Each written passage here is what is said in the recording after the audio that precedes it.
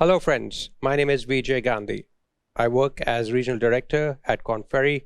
I manage Europe, Middle East, Africa region for them, and my specialization since 23 years has been in total rewards. So today I'm here to talk about laying the building blocks for effective talent management using total rewards. I'm proud to be associated with DLC Global HR Committee and part of the Dubai chapter. So you may wonder why this topic is important at this juncture. I would say for two reasons. One, we are living in a very uncertain time period where employers are really struggling to manage talent across the board. And second, the external factor where after 15 years or so, the global economy is facing inflation, and inflation like never before. So the employees' expectations are very high from their mindset. And secondly, employers are having limited funds to address their core needs from a reward perspective. Today, we'll talk about how employers can tackle some of these issues and also give some insights around how we as a society in general can have an integral role in changing the employee mindset. So in terms of talent management, what's important in building an effective talent management is to first understand the career journey which an employee has. The previous generation used to have a career journey which lasted for maybe 25 to 30 years, and they earned for a living. Today's generation is very different. Today, the career span of an employee in an organization is not more than 5 to 7 years. So how do we identify talent is more important, and how do we nurture and develop that talent is even more important than identifying it. Managing talent is no longer a science but an art in itself.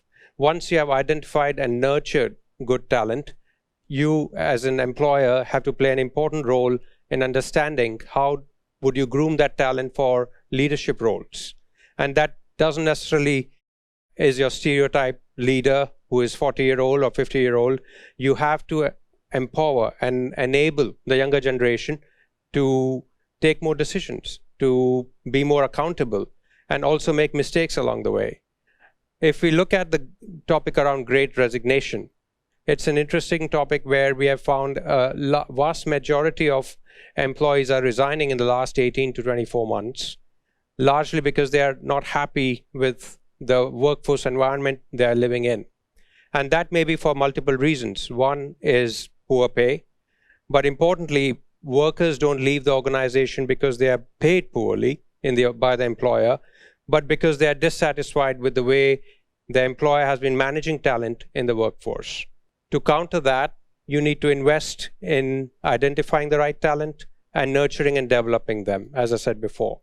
However, to make it as a continuous process and have lifespan of talent management activities, one needs to understand that Great Resignation is not just about making employees stick with the organization, but also making them productive and engaged.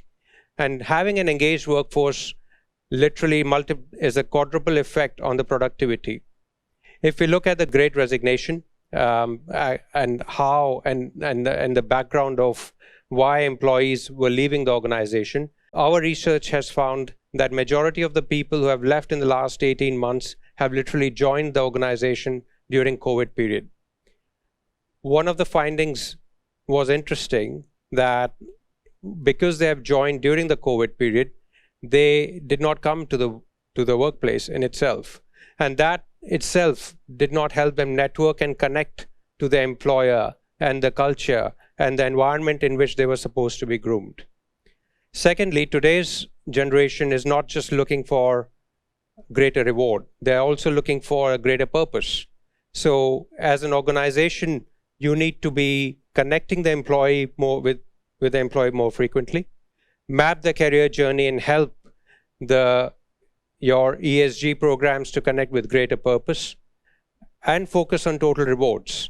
If you do all this in a systematic way, you will be able to engage and develop and have a broader career journey for the employees in general. And by connecting individuals within the organization, you develop a network amongst themselves, which will help them learn and grow from there. So in my experience, one of the ways in which we have helped organizations overcome the concept of talent management and invest more in their people is to have a proper career architecture. The career architecture is a journey whereby the employer has a 5 to 7 year lifespan for every employee, and they're connecting with the employee, and by talking to them about what their day one looks like to what they will be doing in the month 4 or month 5 is very important. Now, many organizations make a mistake by promoting an individual contributor into managerial role, and that's something which I would say is a stumbling block in someone's career. There could be individual contributors who you could grow in an organization and give them the same opportunities as if they were not managing any people but contributing themselves. A good manager usually would be listening to their people, and talent management is all about people at the end of the day. But the disconnect often we find is if they're not connecting it to the wider purpose of what the organization is and how they're contributing to the wider society in general. Today's generation are looking at total rewards in a totally different way. It's not just about fixed compensation, but they're also looking at the variable comp and the intangible reward. Intangible reward is something which I would say is a key portion of what an employer must invest in and make sure that it is in front of their total compensation framework and total compensation communication across the organization. If we look at leaders and how they are communicating total reward, gone is the time where annual performance reviews were the norm, where you are reviewing a performance of an individual on an annual basis and giving them feedback every, let's say, December or March, and telling them, let's say your rating is 4 out of 5 or 3 out of 5, and giving them a performance bonus. That's the old way of working and old way of thinking around total rewards. If we look at what employees are needing, they need continuous feedback based on projects, based on assignments they have been given on. And then they will be even more experienced not to repeat their mistakes within the year. Secondly, they are looking for not giving them a surprise at the end of the year by telling them their performance was X or Y. If we give them continuous feedback, they will be in a position to improvise, in a position to learn and develop on the job. But also importantly, the mindset of the individual is very different. Today, we know the fast pace of technology and the way in which the workplace is changing. 1 year is a lifespan. So we can't wait for a year to give them feedback. Continuous feedback connects you more to the employees and makes them feel more at home. But also it will help organizations to map the journey of an individual employee in a longer way and help them to be more successful in their current job. What often managers forget to answer the question the employee is facing is what next for them in their career mapping. So if you're talking to an accountant who wants to be a senior accountant, there needs to be a clear goal, clear vision, clear objectives for the person on what it takes to be a senior accountant and why he or she should wait for 3 years. Why can't that person be a senior accountant a year from now or 8 months from now? And we are seeing that. We are seeing annual promotion cycle being disabandoned by many organizations. And importantly, connecting back to total rewards, we are not seeing across the world increases matching with the inflation. So gone are the days when the employee is expecting, let's say, a 5% increase in compensation because the inflation is 5%. And no longer is employer able to pay 5% to all employees every year. So employers are using their limited budgets in a very different way. They are firstly identifying the top talent. They are looking at ways in which they are grooming the next breed of talent on a 9-box grid, as we would call it, 9 being the top performer and the top potential. So you're rewarding basically not only for performance, but also potential. And you need to communicate that to the employee as well, because performance and potentials are two aspects of a talent management framework which needs to be communicated and needs to be identified on a regular basis. If we look at how organizations of the future are going to improvise on talent management, it's about making sure that they're building a talent management framework which is of a limited time frame for an individual, but also looking at the ways in which they are going to reward that in a more pragmatic way. So they may not give 5% increase every year to a person very high on the high performance and high potential grid, but they may be okay to even reward an individual 20-25% because they know that person is a high performer and has a potential to grow faster in the organization. One of the ways in which we think the world is going to move forward is through embracing technology. If we look at the constant debate of work from home or work from office, that has always been the case in the post-COVID era, where employers are finding it difficult to bring employees back to work. What we are also seeing is there needs to be a balance. And the balance comes when you have an element of trust in the employee. And that trust factor is the key to making sure that you are embracing change, but also making sure that your employees are not leaving you because you are forcing them to do something which is not matching their own personal skill set or what the job requires. So the focus should be on total rewards, not just on fixed compensation, but also around the variable compensation and looking at the intangible reward. And not many organizations pay enough attention to communicate that intangible reward. What makes the impact of a total reward even more greater is by sharing with an employee how their career journey will map out in the short span of time, but also explaining them that we as an employer would give preference to internal talent before we go external in the market to hire someone.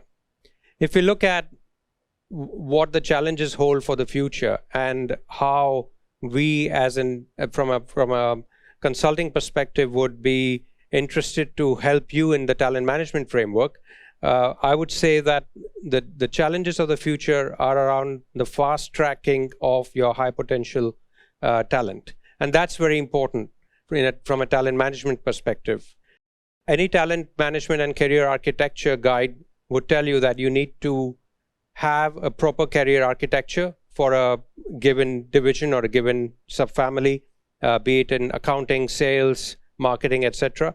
But you should also be open towards cross-functional, I would say cross-mapping across the different divisions, so that a seller can be a good marketer as well.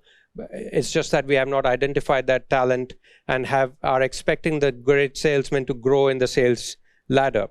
If we allow individuals to choose and give interview for the higher positions, irrespective of the divisions they are sitting in, that would also bring in a greater mobility of talent, which is great for the organization itself.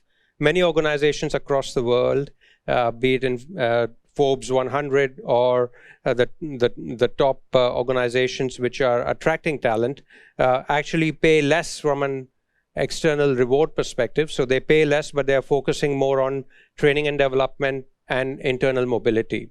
They allow employees to move not only between divisions, but between countries as well, if that's possible. But also you could do it between cities and give them training across different divisions and across different geographies you may have.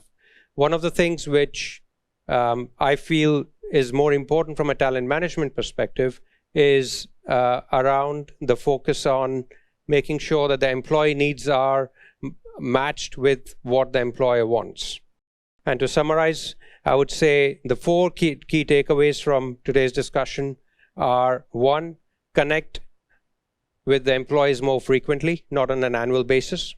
Second, map their career journey and connect it with a greater purpose, so that they understand how they are impacting not only to the organization, but also to the wider world. Thirdly, focus on total rewards. Don't be shy to give the 20-25% increases to the person who has the high performance and the high potential in the organization. And also have the courage not to give anything to the individual who is maybe not performing well or is a mid performer but has no potential. Today, potential has a greater meaning. And lastly, to counter great resignation, I think one of the things which we need to do is have a culture of our own. And great organizations have great cultures. And one of the things which you need to do to map that is to make sure that the employees right from day one are understanding the expectations of the job, of what they're doing today, but also have clear guidelines on what they need to do in the next 3 to 5 years to grow to the next levels in the organization. In the end, I would like to thank DLC for giving me this platform to communicate and share my experiences of the last 2 decades. And not only I'm proud to be associated with the HR committee, but also grow the Dubai chapter as well. Thank you. Thank you, DLC, for giving me such a wonderful platform to be on.